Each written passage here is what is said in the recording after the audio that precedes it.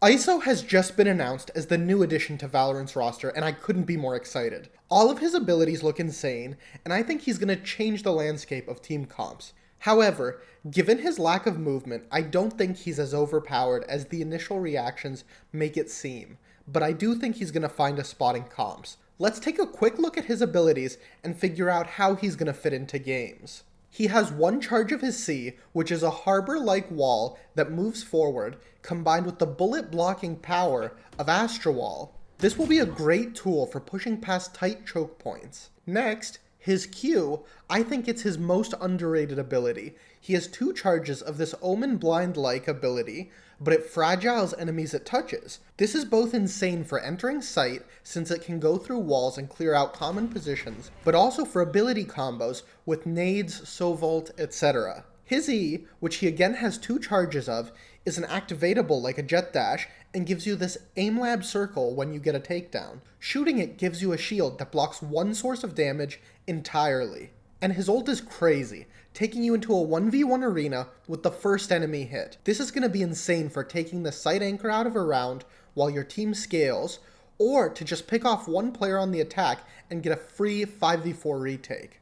So why do I think ISO's not OP, and where does he fit into the team comp? Well, firstly, he absolutely cannot replace the op role on a team. All of his abilities require him to put down your primary, and you can't get the aim lab buff with an op, so the jet chamber role will definitely remain on op maps. Secondly, he has no movement ability to disengage from fights, so he's not great at going for aggressive, unexpected entries or off angles like a Jet, Reyna, or Yoru can. So where does he fit into a team comp? I think he's actually going to replace some initiator roles in tighter maps. The Fragile is insanely strong for both aggressive, explosive takes to punish players playing in default positions, and a great tool for aggressive plays on defense. His wall is an amazing counter to ops, as it lets you get past that initial choke point that the op is holding and peek from either side of the wall as you flood. And most importantly, his ult is like a stronger breach or even fade ult.